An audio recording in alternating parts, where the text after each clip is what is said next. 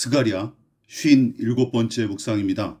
구약성경 스가랴서 14장 20절부터 21절 말씀까지 봉독합니다. 그날에는 말방울내까지 여호와께 성결이라 기록될 것이라.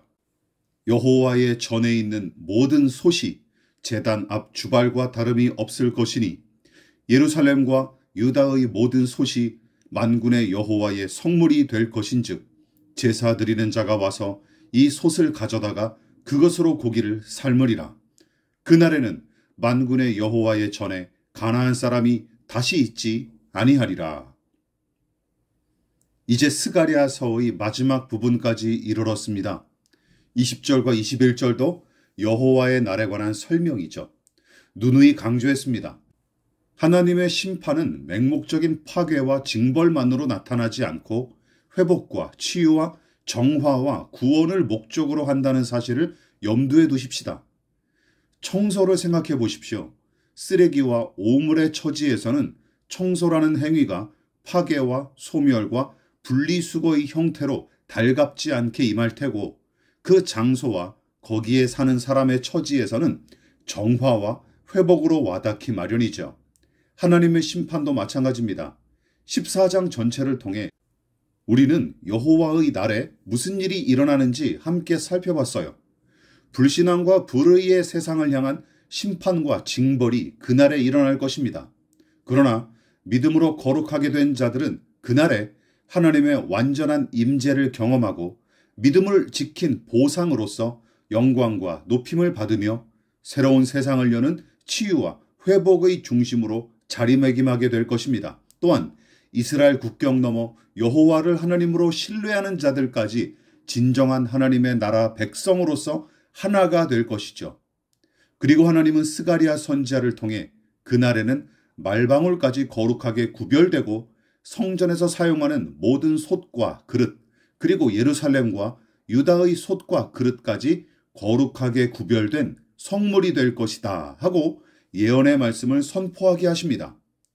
말방울이란 말에 다는 장신구를 가리키는데 특별하고 값비싼 장신구가 아니라 평범한 물건을 뜻한다고 합니다. 또한 여호와의 전에 있는 모든 솥도 마찬가지죠. 하나님을 제사하기 위해 제단 앞에 놓이는 그릇은 거룩한 물건으로 여겼으나 이 외의 제물을 삶는 솥은 부정하거나 덜 거룩한 물건으로 취급받았어요. 그런데 그 구분이 없어진다는 뜻입니다. 심지어 성전에서 쓰는 솥만 아니라 일반 백성이 사용하는 솥단지도 제단 앞의 주발과 똑같이 거룩한 물건으로 쓰이게 될 거랍니다. 원래는 성전 안에 비치된 솥과 주발만 거룩한 제사도구로 사용하는 게 원칙이죠. 그런데 예루살렘과 유다에 있는 모든 솥으로도 제물을 삶을 수 있게 된답니다.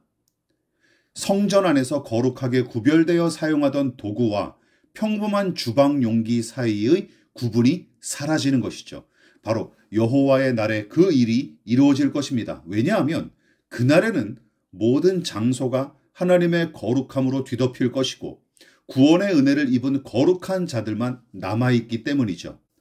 성전과 성전 바깥, 성물과 일상용품, 제사장의 의복과 평범한 백성의 의복, 제사장과 백성의 구분과 경계가 사라지고 오로지 거룩하신 하나님의 형상을 닮은 믿음의 사람들만 남을 것입니다. 성스러운 것과 속된 것, 즉 성속의 구분이 없어지고 평범한 일상도 거룩한 행위가 되는 것이죠.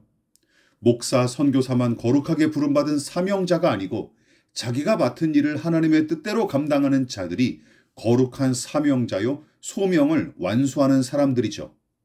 예배당만 거룩한 것이 아니라 예배자들이 가는 곳과 일하는 곳과 사는 곳이 거룩한 땅이 됩니다.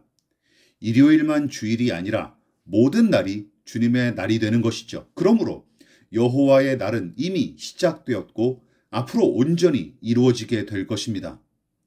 우리에게 허락된 하루하루, 당신에게 주어진 지금과 여기에서 여호와의 날을 살아가십시다. 종교적 가면을 벗어 던지십시오. 특정한 시간과 공간에서 거룩한 채 하는 것으로 자위하지 마십시오. 하나님의 사람으로 그분의 거룩한 백성으로 살아가십시다. 이것이 스가랴 선지자가 바라보고 내다본 참된 비전이었습니다.